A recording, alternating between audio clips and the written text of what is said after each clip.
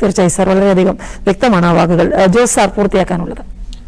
ഞാൻ നേരത്തെ പറഞ്ഞു വന്നതിൻ്റെ തുടർച്ചയായിട്ട് തന്നെ പറയാം, അറിവാണ് നമ്മുടെ ഏറ്റവും വലിയൊരു ഘടകം നമ്മൾ വിചാരിക്കുന്നത് തെറ്റാണ്. അറിവ് മാത്രമല്ല, അറിവിനെ വിജ്ഞാനമാക്കി മാറ്റാൻ കഴിയുന്ന കുട്ടികൾക്കാണ് ഇനിയുള്ള കാലത്ത് ജീവിത വിജയം എന്നുള്ളത് വളരെ വ്യക്തമായി തെളിഞ്ഞിരിക്കുകയാണ്. അറിവ് വിജ്ഞാനമായി മാറ്റാൻ കഴിയുന്ന കുട്ടികളിൽ ഈ പേടിയുടെ ഒരു ഭാഗമേ ഇല്ല. വിജ്ഞാനം അവൻ്റെ ഒരു അസറ്റായി മാറുമ്പോൾ, അവൻ്റെ ബോഡിയുടെ ഒരു പാർട്ടായി മാറിക്കഴിയുമ്പോൾ അത് സ്വാഭാവികമായി അവനെ ഒരു പേടികളും ഇല്ലാത്ത രീതിയിലേക്ക് വളരെ സന്തുഷ്ടവാനായിട്ട്, ഇപ്പം മാത്യു സാർ പറഞ്ഞ ആ വാക്കാണ്, ഹാപ്പി കിഡായിട്ട് അവന് മാറാൻ സഹായിക്കും. അത് അത്തരത്തിൽ കുട്ടികളുടെ മനസ്സിൽ അവർ പഠിക്കുന്ന കാര്യങ്ങളെ വിജ്ഞാനത്തിൻ്റെ ഭാഷയിലേക്ക് മാറ്റി പ്രതിഷ്ഠിക്കാനും അത് ജീവിതത്തിൻ്റെ വിജയത്തിലേക്ക് മാറ്റാനും കഴിയട്ടെ.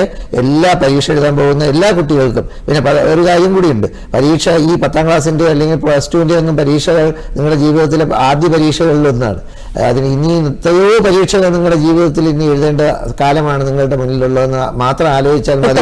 ഈ പരീക്ഷ പേടി മാറും എന്നുള്ളതാണ്. എല്ലാവർക്കും ഭാവങ്ങൾ നേരുന്നു.